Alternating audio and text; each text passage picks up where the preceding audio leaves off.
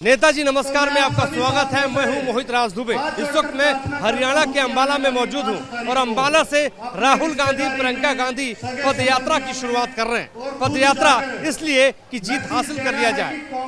अंबाला से लेकर कुरुक्षेत्र तक ये यात्रा होगी, 3 जिलों से होकर गुजरेगी, यमुनानगर भी जाएगी और सीधे कुरुक्षेत्र यात्रा पहुँच जाएगी। इस पद यात्रा में 12 विधानसभा सीटें हैं और यहीं पर राहुल गांधी फोकस करना चाहते हैं। और फोकस इसलिए करना चाहते हैं क्योंकि जीत हासिल करनी है। करो या मरो की स्थिति सभी सियासी दलों के लिए यहां से है। अगर हम 2019 के बारे में बात कर ले तो इन 12 जहां से पदयात्रा ये गुजरेगी, इन 12 विधानसभा सीटों में से 5 पर कांग्रेस पार्टी, 6 पर भारतीय जनता पार्टी और 1 सीट पर जसपा जो है अपने खाते में लेकर आ पाई थी। लेकिन इस बार मुकाबला बड़ा दिलचस्प है। कुछ लोग मेरे साथ मौजूद हैं, उनसे बात करेंगे और समझेंगे कि इस बार जनता नेताजी को नमस्कार करेगी या टाटा बाय बाय कर देगी। मेरे साथ आप मौजूद हैं।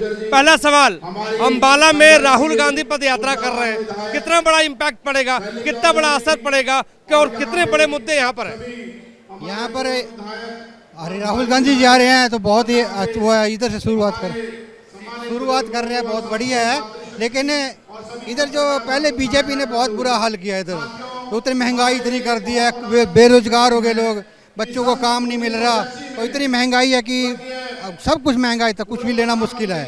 इसलिए यहाँ पर कांग्रेस ही आए सर, बहुत अच्छा बात है। कांग्रेस के बिना देश नहीं चलता है। इसलिए बहुत इतनी महंगाई कर दी है कि आदमी को खाने का ही मुश्किल हो गई है। अपने हम लोगों के बच्चे अपनी ज़मीनें बेच के बाहर जा रहे हैं, काम नहीं मिल रहा है, इधर काम का बहुत बुरा हाल है। इसलिए बदलाव चाहते हैं। राहुल गांधी कितना बड़ा असर छोड़कर जाएंगे? राहुल गांधी के आने से हमारे नैनगढ़ ब्लॉक पे बहुत असर पड़ेगा, क्योंकि सारी जनता अब की बार मैडम शैली चौधरी जी का साथ दे रही है और राहुल गांधी, भूपेंद्र सिंह हुड्डा, इनसे लोग बहुत खुश हैं। अब की बार जैसे हमारा पिछली बार 6 महीने नायब सैनी सीएम रहे, नारायणगढ़ से हैं हमारे, लेकिन उन्होंने 6 महीने में एक नया काम भी नहीं शुरू किया। भी नहीं देखा उन्होंने कभी, इधर आए भी नहीं है। इधर नारायणगढ़ में एक भी चीज नहीं आई इधर, जबकि उनका हल्का है ये है। लेकिन चौधरी रामकिशन जी, मैडम शैली चौधरी और चौधरी सोमा जी जो रामकिशन जी के भाई हैं, उन्होंने हर सुख दुख और हर मुद्दे पर हर वर्ग के साथ जाकर हर बातचीत की है, चाहे वो एमएलए हैं चाहे नहीं है, लेकिन वो सबके साथ खड़े रही हैं। बताओ, अग्निवीर की बात होती है दिल्ली में, अगर आप कोई बैठा है तो दिल्ली के लोग कहते हैं भाई अग्निवीर का मुद्दा हरियाणा में होगा, लोग कहते हैं किसानों का मुद्दा होगा। तो क्या वाकई किसान और अग्निवीर का मुद्दा अंबाला, क्योंकि छावनी का इलाका है, कैंट का इलाका है, मिलिट्री का ये इलाका है, तो क्या अग्निवीर एक बड़ा मुद्दा है यहाँ पर?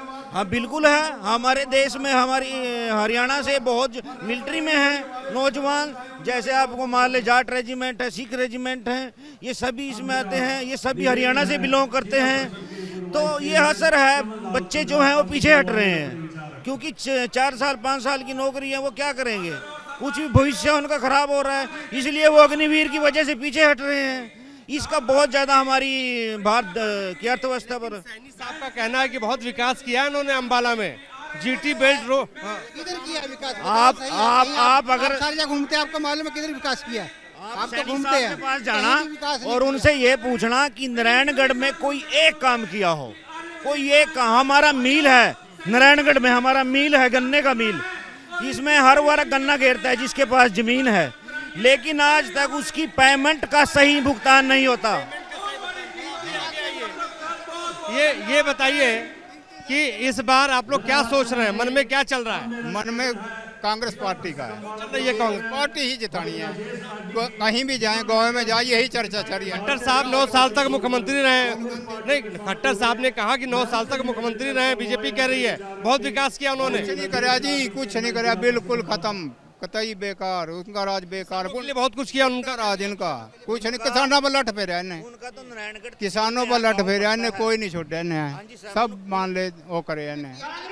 इसी तरह का कोई विकास नहीं है, कोई विकास नाम की तो चीज ही नहीं है। राहुल गांधी पदयात्रा ताऊ शुरू कर रहे हैं, तो राहुल गांधी की पदयात्रा से कितना असर पड़ेगा इस पूरे बेल्ट में? देखिए, अगर हम जीटी रोड बेल्ट की बात करें तो यहाँ पर बीजेपी ने सत्ता हासिल जब की थी तो 2014 में उसे 21 सीटें मिली थी 47 में से, और जब 2019 आया तो 12 सीटें मिली थी 40 में से।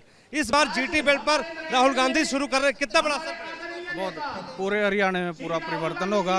कांग्रेस पार्टी की सरकार रहेगी और कांग्रेस पार्टी का सीएम बनेगा। कितने पे आएगी कांग्रेस की सरकार? कांग्रेस पार्टी किसानों के साथ अन्याय हुआ है और बेरोजगारी बढ़ी है, महंगाई बढ़ी है, इससे परिवर्तन आने की संभावना।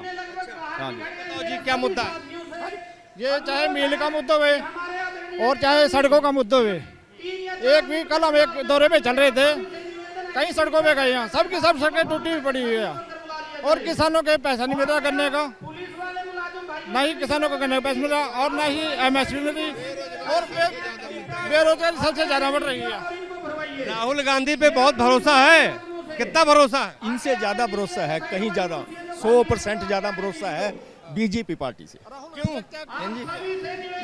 इनकी सरकार हम 10 साल से देख रहे हैं, इतनी तानाशाही है। एक सिविल कोर्ट का ऑर्डर, एक वो पटवारी और कानून बोर्ड नहीं मानते हैं जी, और एक एसडीएम के ऑर्डर को भी पटवारी नहीं मानता। इतनी तानाशाही हो रही है जी। मैंने एक केस लड़ा और वो भी मेरे हक में हुआ, फिर भी पटवारी ने रेफ्यूज कर दिया।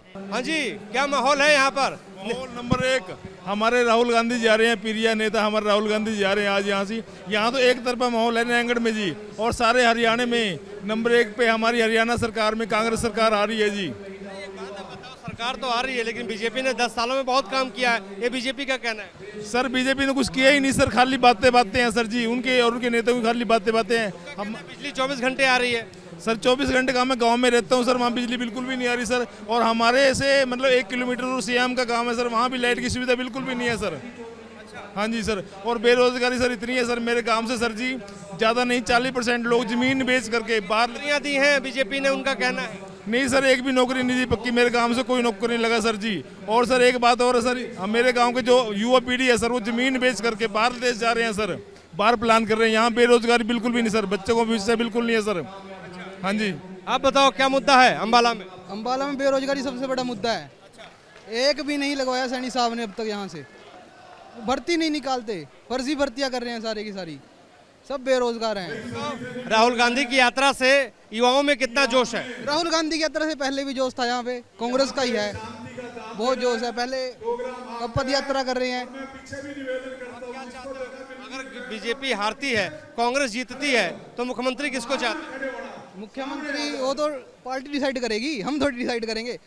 हाँ, जनता क्या चाह रही है? जनता के मन में क्या है? जनता के मन में तो बहुत कुछ है। अभी पार्टी जीतते पहले हमारी शैलजा को चाहते हो, भूपेंद्र सिंह हुड्डा को चाहते हो, दीपेंद्र हुड्डा को? पार्टी के ऊपर डिपेंड करेगा ना। हाँ, राहुल गांधी जी। हाँ जी, हाँ जी, क्या करते हो, क्या नाम है? सर संतीश कुमार, ग्राम लखनौरा। क्या हो? सर अभी तो पढ़ाई करते हैं जी, ग्रेजुएशन कंप्लीट की है जी अभी। काम वाम कर रहे हो? जी सर। मिल गई है? सर अभी नहीं मिली सर नौकरी, सर पेपर 10 दे दिए हैं, अब तक रिजल्ट अब तक नहीं आता है सर पेपर नौकरी का, और नौकरी रिजल्ट से पहले आ जाता है कि लीक हो गया पेपर हरियाणा, सबसे पहले बड़ी बात सर ये। और सर किसान आदमी करे क्या, ये मारेंगे सबको, किसानों को मारते हैं, सरपंचों को मारते हैं जी। कुछ और है जी, क्या नाम है आपका? आप तो कांग्रेस के कार्यकर्ता लग रहे हैं, बीजेपी ने 10 साल में तो बहुत काम किया है यहाँ पर। कांग्रेस के कार्यकर्ता, हम गांव कड़ासन से सरपंच हूँ। बीजेपी ने पिछले 10 वर्षों के अंदर कुछ काम नहीं किया, और गांव कड़ासन के अंदर क्या पूरे नौकरी तो दी है बीजेपी ने। नौकरी तो पिछले 10 वर्षों में रोजगार मिला ही नहीं। कांग्रेस सरकार आएगी, लगभग 2 लाख नौकरियां मिलेंगी हरियाणा सरकार के अंदर, मिलेंगी। मैनिफेस्टो को तो बीजेपी का जुमला है, कोई वादा पूरा नहीं करेंगे। वो तो विपक्ष है, वो तो कुछ भी बोलेगा। आज आप देखो भीड़ एक तरफा माहौल है कांग्रेस का है। यहाँ से जो नारायणगढ़ से कांग्रेस की प्रत्याशी है श्रीमती शैली चौधरी जी, वो 40,000-50,000 वोटों से मार्जिन से जीत रही। भी तो है यहाँ पे अम्बाला में। अनिल विज का क्या माहौल है? अनिल विज का माहौल कुछ नहीं है वहाँ पे, चित्रा सरवारा है, वो एक तरफा उनको फाइट दे रही है। प्रियंका गांधी भी आ रही हैं, प्रियंका गांधी राहुल गांधी एक साथ कैंपेन कर रहे हैं, तो क्या लग रहा है, क्या माहौल बन रहा है? सर माहौल बहुत अच्छा बन रहा है, ये एक तरफा लहर है और हरियाणा में कांग्रेस पार्टी ही आएगी। लगभग 70 से 75 सीटें कांग्रेस की आएंगी, क्योंकि बीजेपी ने सिर्फ जुमले ही छोड़े हैं। और यहाँ पे किसान भी परेशान हुए हैं, हमारे यहाँ पे किसान लगा लो, व्यापारी लगा लो, किसी को कोई नौकरी नहीं। बच्चे को जो उन्होंने वादे किए थे कि 15-15 लाख रुपए अकाउंट में और 2 करोड़ नौकरियाँ, अच्छे दिन, स्मार्ट सिटी, मेट्रो, कुछ नहीं सर, कुछ मतलब। मंत्री कौन बनेगा अगर आपकी पार्टी जीते? मुख्यमंत्री के देखो ये तो डिसाइड हम नहीं कर सकते, वो हाईकमान डिसाइड करेगा। बता दो कौन बनेगा। नहीं सर, वो तो देखो हाईकमान होगा कि मंत्री पद किसको मिलेंगे, कौन मंत्री बनेगा, किसको बनना चाहिए।